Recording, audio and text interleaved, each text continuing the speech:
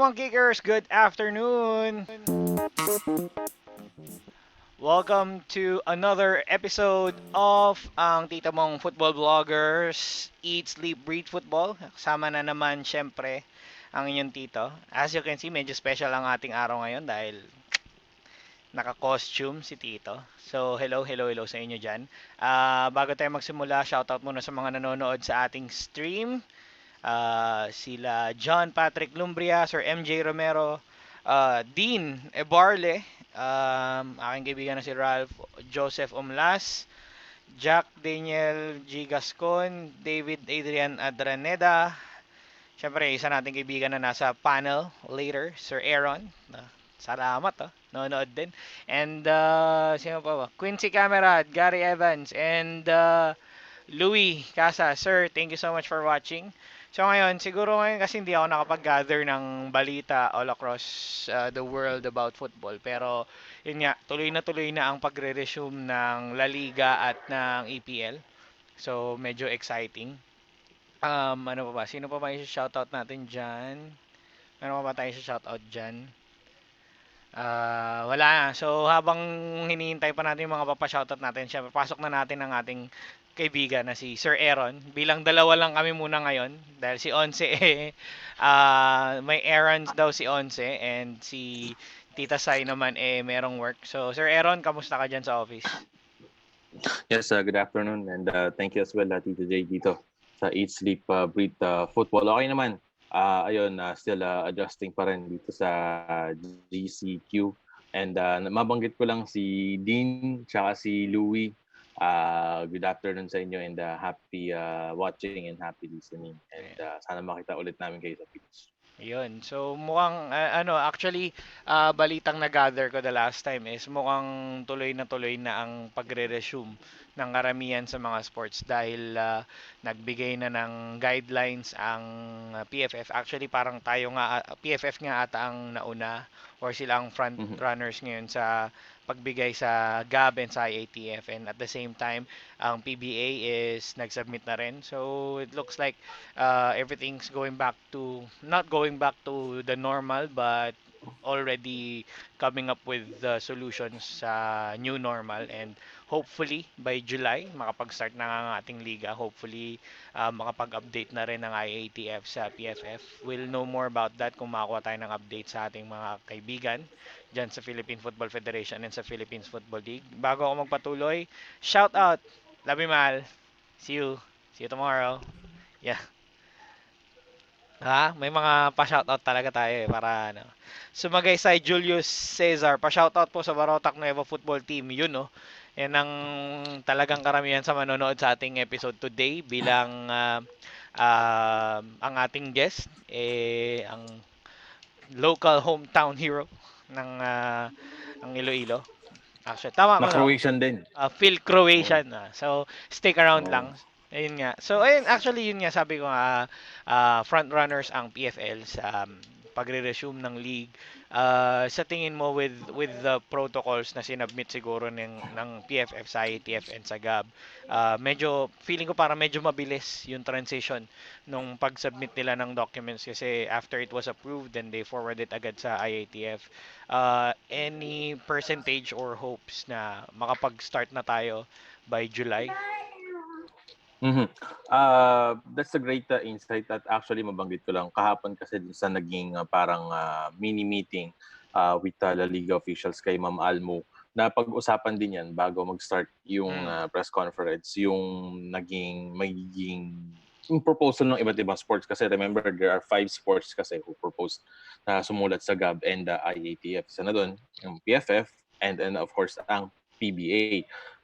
Nung Tuesday PSA forum ang PBA, they did their part. Pero napag-usapan namin sa mga sports friends natin. And personally, personal opinion, gut feeling, mas malaki yung chance nung football, at least a professional football league, which is yung ating PFL, makabalik or makapagsimula ng kanilang 2020 season, given that they learned all the practices that they observed doon sa top 3 leagues. Although isa pa lang yung bumalik sa Germany, susunod na yung sa Spain at saka sa United Kingdom.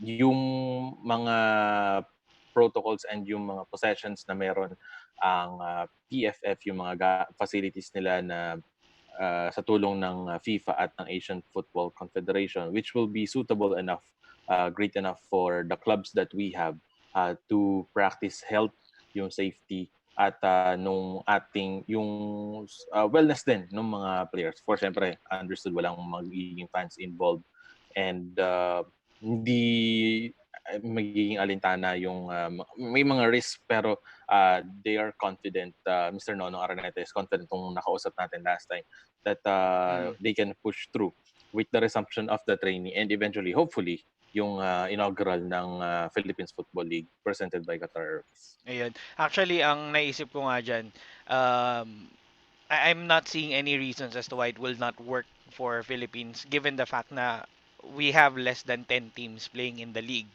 So if countries like Germany, Spain, England who fields more than 10 football teams, and they did not only resume the top tier league sa Bundesliga, they've also resumed yung kanilang second division, and I think Mhm. sa Spain ire-resume na rin nila yung kanilang second division as well. So hindi lang ito more than 10 clubs. We are looking at more than 30 or even 40 clubs playing week in, week out or every other day siguro, no? I'm not seeing Mhm. this as something that would not work for the Philippines given the fact na maliit pa yung number ng clubs na meron tayo. And at the same time hindi ganong magiging problema yung schedule since yun nga konti lang, but hopefully the IATF gives the Philippines Football League and the other sports league here in the Philippines the go signal kasi other than the fact na yung tao is lumalabas to work to find something na pagkakaabalahan and yung makakapawi sa kanilang anxiety and stress na dulot ng COVID-19 pandemic and the lockdown itself. Sports, I think, will be one of the other things that people will look forward into since ito yung makakapagtanggal ng stress nila. Pero na lang dun sa mga tao talaga na alam mo yun, yung parang sa sobrang tindi ng laban, sa sobrang init ng bakbakan, eh, mas nai-stress pa sila lalo sa laro. But anyway, parang isa yan sa, isang outlet yan, kumbaga.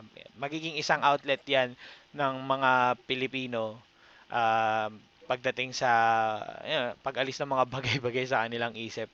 And siguro bago natin puntahan yung ating magiging guest um, for this afternoon. Last week, hindi ka namin kasama, Aaron. We understand. Ngayon Oo nga eh. naman, hindi natin kasama si Ano ba Tita nangyari? Sai. May errands ka, sabi mo. Pero si Tita Sai naman, ganun din. May work siya. And si Once, mukhang ayaw niyang sumama. Hindi, joke lang. Parang namimili ka ng Parang guest, ah. parang feeling ko rin kung ano yung dahilan kung bakit ayaw niya sa. May errands ako eh, pero ang totoo hindi kasi ano eh.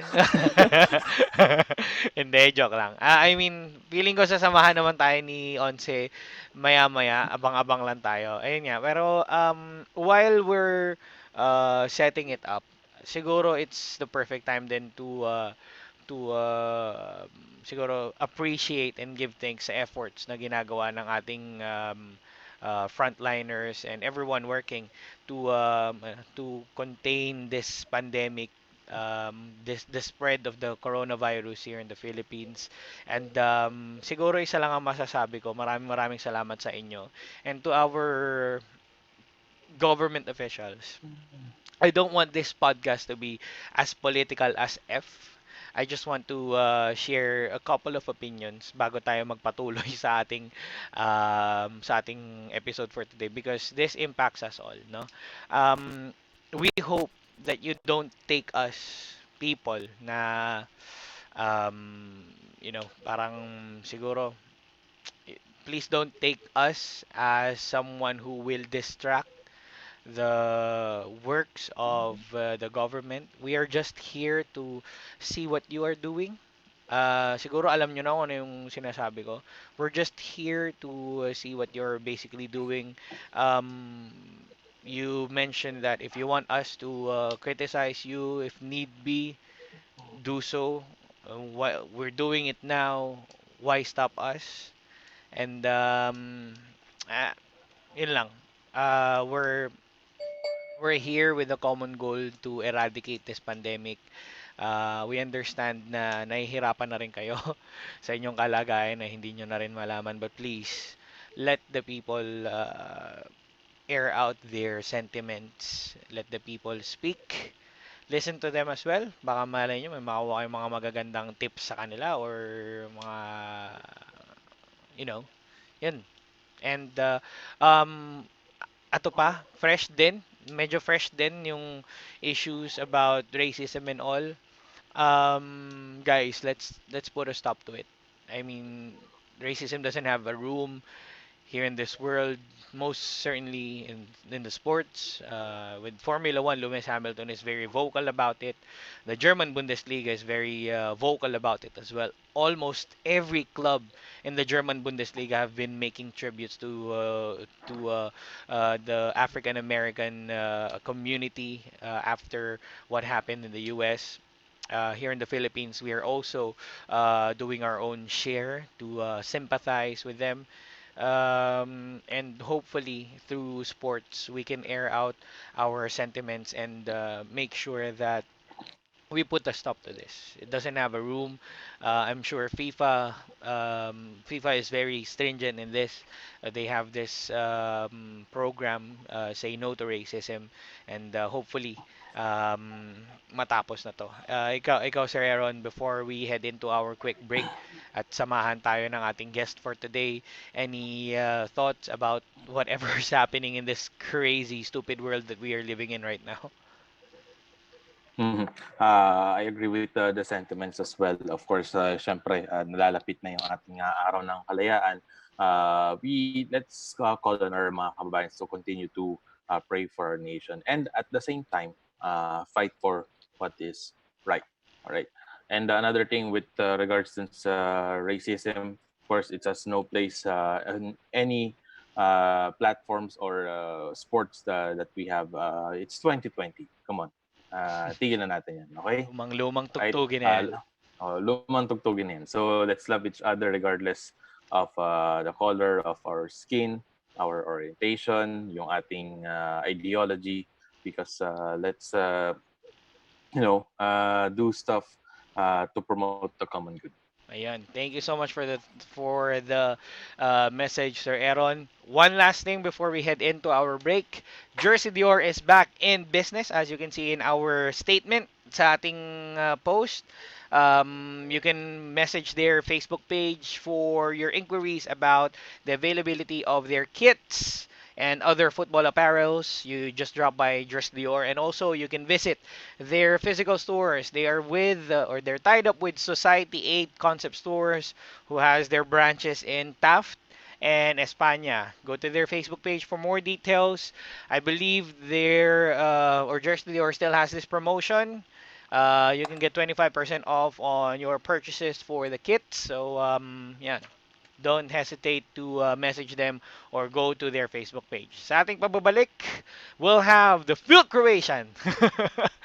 Field Croatian, the team captain of KAYA Futbol Club Iloilo, Sir Jovin Bedic. Yan, sa pagbabalik ng hashtag Eat, Sleep, Breathe Football Podcast. Welcome back to the podcast, mga pamangkikers. Now, we thought na hindi tayo, or I mean, akala nyo siguro wala tayong gagawin for today, but thankfully, we were given the opportunity, and it's our honor and privilege. Siyempre para sa akin din, bilang isang ano, Kaya fan true and true, na introduce sa inyo ang ating guest for today. Walang iba kundi si team captain Jovin Bedic. Jovin, kamusta ulit? Belated happy birthday sa'yo. Uh, Siguro nami-miss na yung football talaga, but kahit papaano masaya na din kasi sa gitna ng pandemic na to, kasama ko pa din yung family ko. Ayan. We're really happy na before or actually nung nag-start to I think nakalipad ka ng province to be with your family and kamusta naman ngayon dyan sa probinsya and how's your siguro masabi nating virtual training with the boys? Ito nga, thankfully meron tayong workout with the KAYA guys every day. So, nakakatulong naman yon. Hanggang ngayon, parang ganun pa din, hindi pa rin masyadong nakakalabas. Nami-miss na talaga yung football. Sa amin nga, malapit lang talaga yung field dito. Walking distance lang pero bawal pa din kahit pa paano makasipa ng ball. Bawal pa din. Hopefully talaga in the next few weeks or so makapag-start na ulit tayo. Actually nung last time nakausap natin si Mr. President Nonong Araneta, nabalitaan natin na there are chances or na isend na nila sa IATF yung guidelines kung paano kayo magbabalik, especially with the Philippines Football League. Hopefully by July makapag-start na ulit tayo. But before siguro yung start ng season, I know na sobrang eager na kayo na makapaglaro ulit or makapag-training ulit with the team. Kamusta nga pala yung feeling nyo towards nung natapos itong 2019 season? We know na medyo unfortunate that we fell behind Ceres Negros FC in the season and we finished second in the league and the cup. Ano yung pakiramdam and siguro ano yung plans natin heading into the 2020 season para siguro maungusan natin or makuha natin yung kampyonato sa kanila? Nung una, medyo mahirap na of course, sila pa rin yung naging leader sa league and the cup. But yun naman, every year naman, every season nagtatrabaho din naman kami para matalo sila.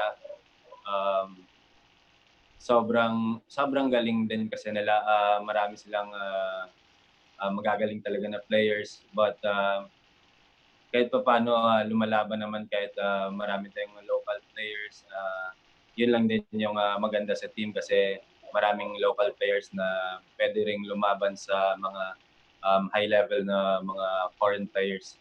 So yun nga, tapos ito pa yung season na ito pa dumating pa yung pandemic. So mahirap na nandun na tayo. Then parang babalik na naman sa start. So but siguro pagbalik, pagbubutihan pa namin yung training and kung ano man yung gusto ng coach, yun yung gagawin namin.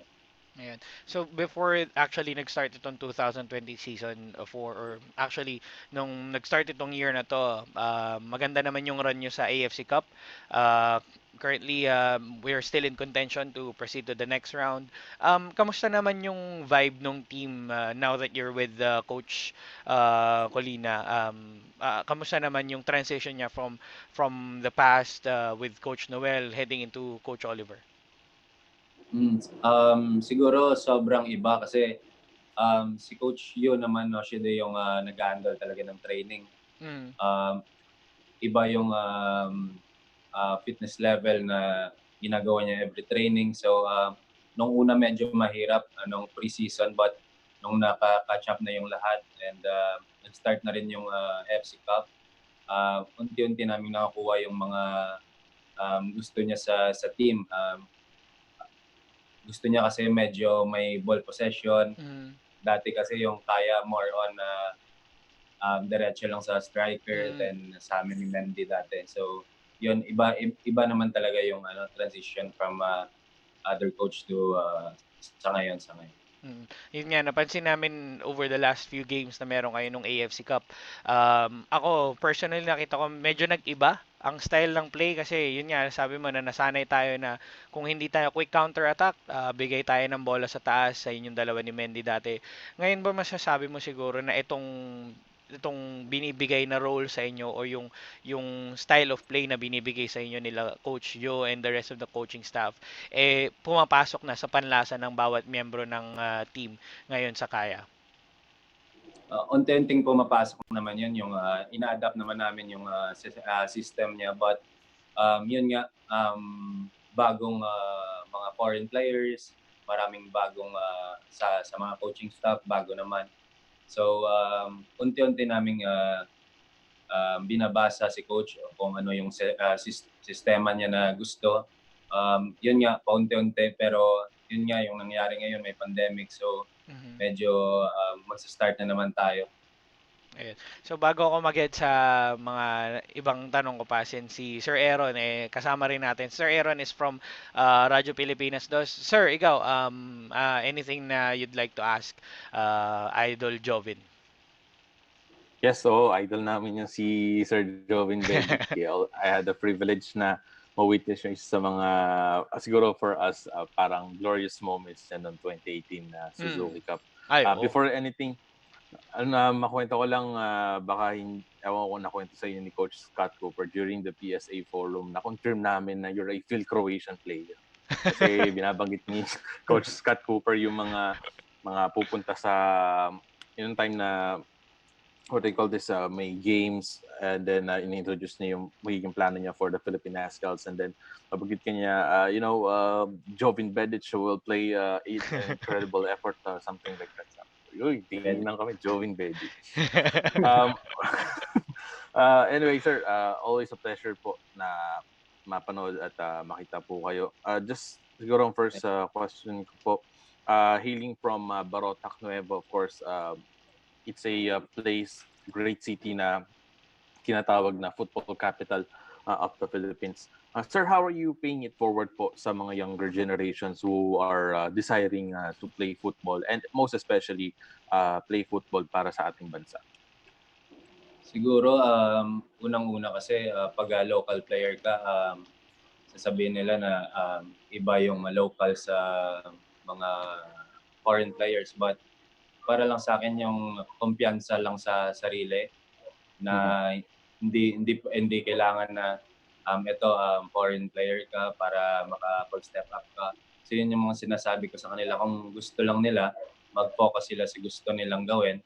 Then like ako, ayaw ko na rin mag-football, but umiba na nung nandun na talaga ako sa professional level, then nag-strive hard pa ako para makuha ko sa national team. So yun lang yung sinasabi ko sa kanila, na mag-focus lang, and dapat determined sila na makapag-kompetensya dun sa high level, kahit yung mga foreign or ano pa sila.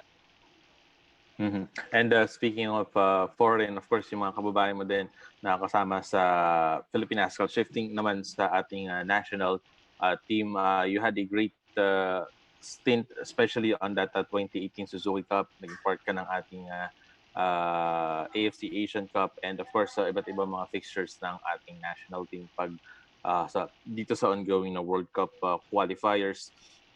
Could you at least kwento mo naman kumusta naman yung camaraderie mo with your teammates, mapas sila man ay yung mga tasin talagang mga kasama natin mong lumaki, at yung mga kagaya ni na James, ni na Stefan, ni na Neil, kumusta, and the rest of the gentlemen, how's your relationship with them? Kasi nga, syempre KAYA and series, ibang ano naman kasi rivalry, but pag nasa Pilipinas ka naman, dinadala mo yung bansa mo, iba naman yung ganun, di ba? So iisa pa rin yung pinaglalaban nyo doon. So ako, hindi naman ako sa kanila na sa attitude nila, wala naman. Ay, kasi pinapakita din nila na magaling talaga sila. So nandun din ako para lang mag-compete. Kung makita ako ng coach, then siguro yun lang, i-show ko kung ano man meron ako. Yun lang sa akin. Siguro before going back to Tito J, kasi may balita na itong Asian Football Confederation, they're planning to start yung World Cup qualifiers this coming October, and definitely, and we're expecting na mako-collab ko ulit ng ating PFF, ng ating ASCAL sa management. But do you think medyo early na makapag-resume tayo ng October, or okay lang given that there's some European leagues na dahil nakapagsimula na sila, so baka yung mga ibang tournaments for the World Cup qualifiers and yung mga respective confederation qualifiers mas resume? From your personal perception lang, Sir Jovin. Siguro lahat naman gustong bumalik na kaagad, but yun nga, mag-re-risk tayo na makabalik. But yung para sa akin, pag October, sana makabalik tayo by next month para at least meron pa tayong isang months para makapag-train, and siguro enough naman yun pag everyday na nagtitraining or everyday morning and afternoon. Well said. Yun po muna. Sir Jovin, we'll be back if ever may additional question. Tito J, thank you. Sir Yan. Jovin, thanks. Sige sir, thank you. Thank Ayun, yun nga, with the ASCAS, nakita naman natin na yun nga, 2018 was something worth memorable. Aaron, sabi mo nga na saksihan mo rin yan. Actually, nandun din ako. Although ikaw ay nasa media tribune that time, ako kasama naman ako ng fans. Nag-cheer lang kami for 1 second din. Nagsulat na ulit. Sulat ulit. Trabaho ulit.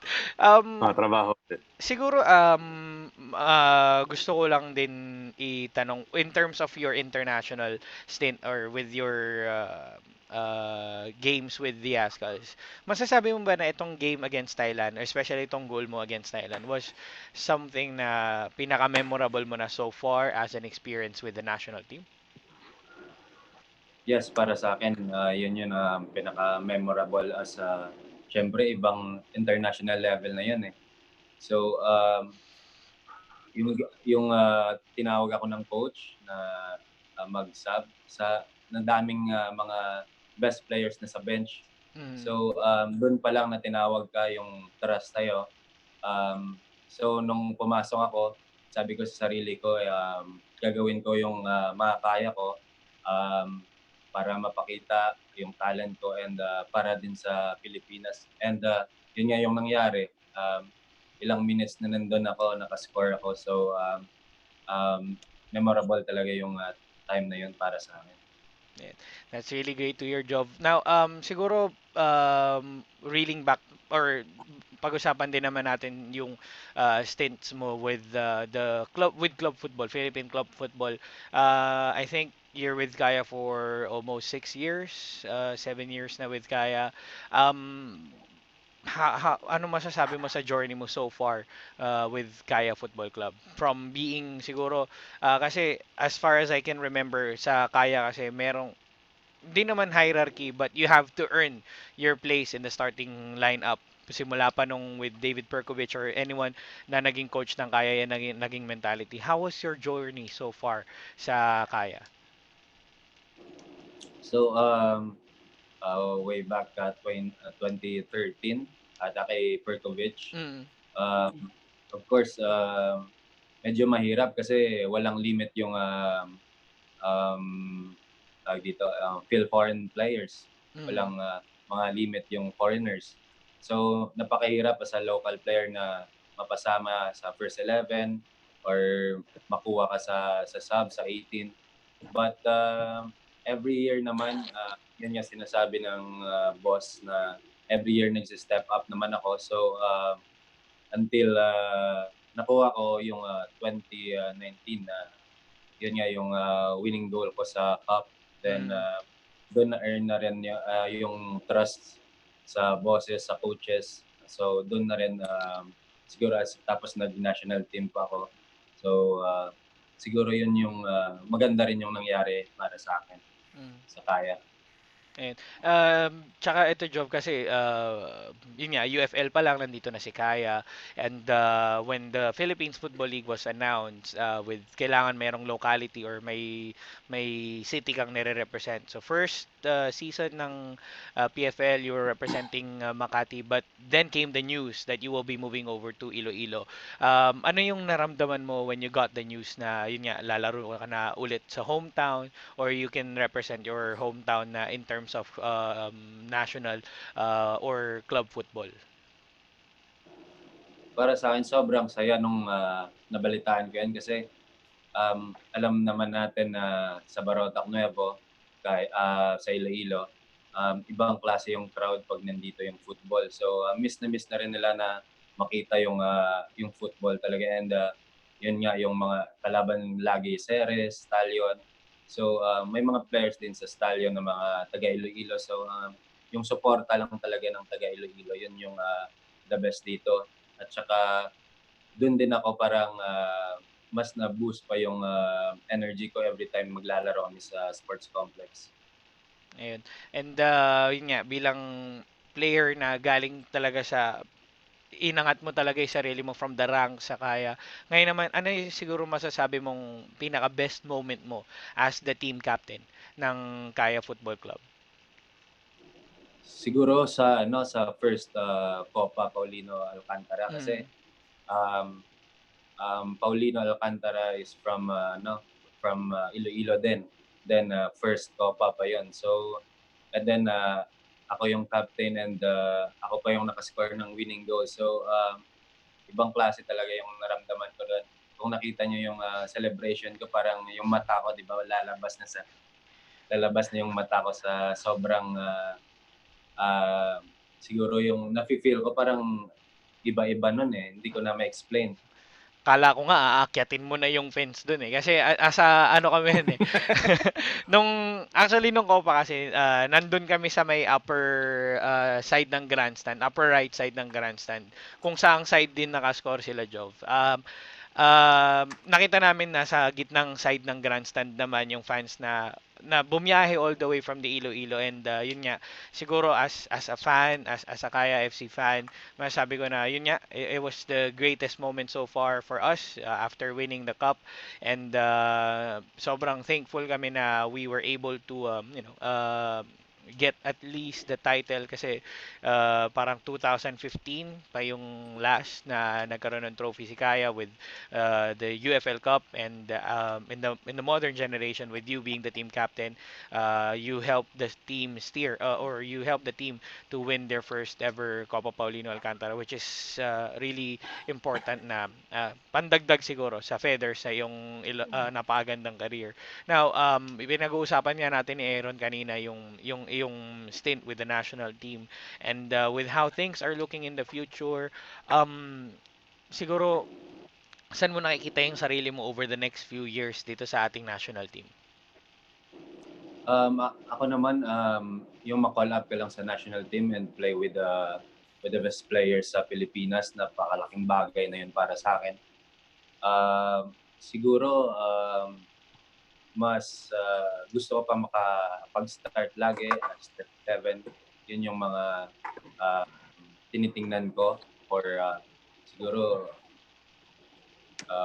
next year or this year if ever na meron tayong international games.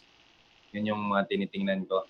And of course, kung merong offers sa ibang bansa if better, of course, tumatanda na rin tayo. Kailangan na rin natin makapundar. Yun lang. So, but if may offer pa rin yung Kaya sa akin, so siguro magstay or Siyempre, hometown boy, hindi bibitawan ng hometown yan. hindi bibitawan ng Kaya yan. And siguro ako last question ko Tito na Jay, lang. Oh, Sir Aaron.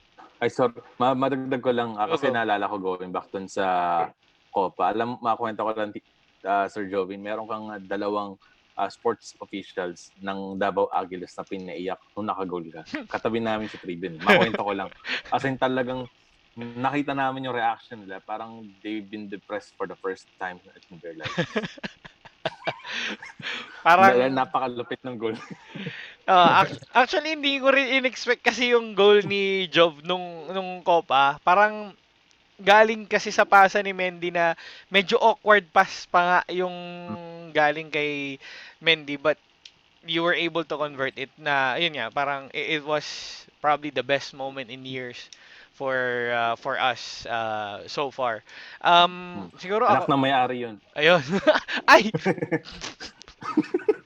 As in talagang namulat sa lungkot. kilala ko na. Naiyak na nga siya. Oo. Kilala ko na. Well, siguro ako if ever may questions mo sa si Aaron go lang. Ako siguro final question ko na lang for our discussion with you today. Yun nga, you wanted to start more with the national team in the coming years. Um, hopefully we will be able to see that. But ano sa tingin mo with the current situation na ito nga yung the Ascal's development team na nabalitaan natin na they will be playing in the PFL and gagamitin din ito ng ating Philippine national team as a stepping stone sa ating future generation of players. Sa tingin mo paano mo iti-take itong challenge na to ng mga paparating na players sa ating national team?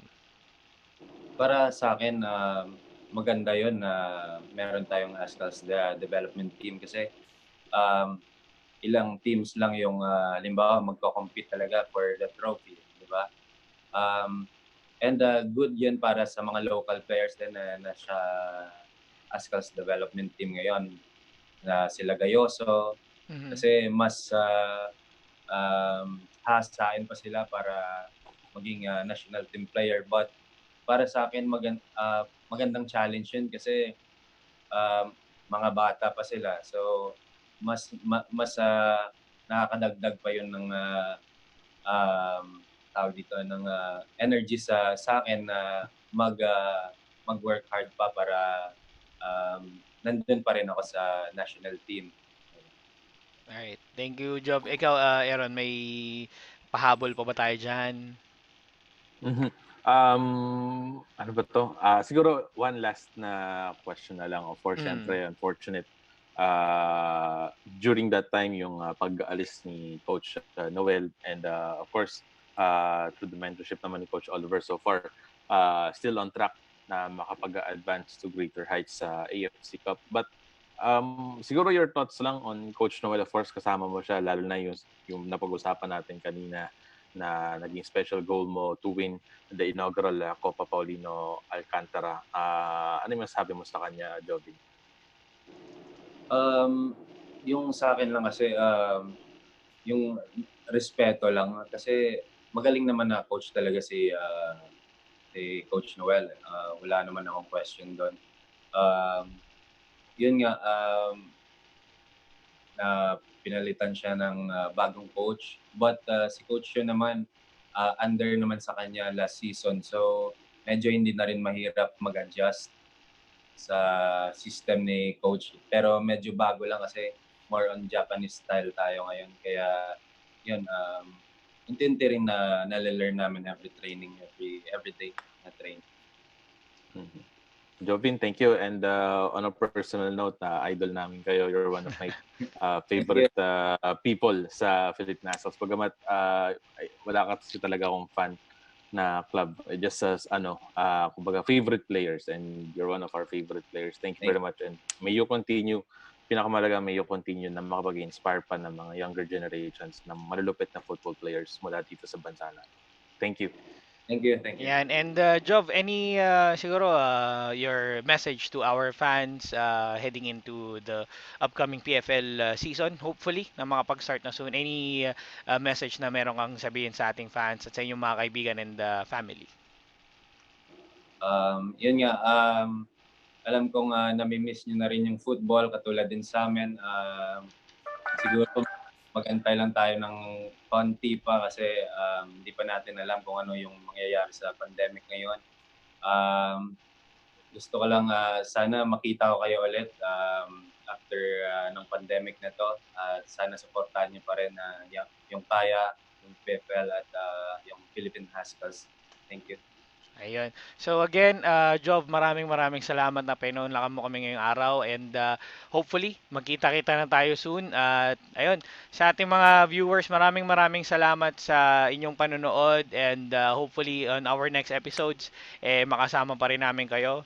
Again, this is Sir Aaron Bayato, Jamer de la Cruz of Andito Mong Football Vlogger, and of course our guest for today, Sir Jovin Bedic. Saying goodbye sa inyong mga pamangkikers. Maraming salamat, and see you soon.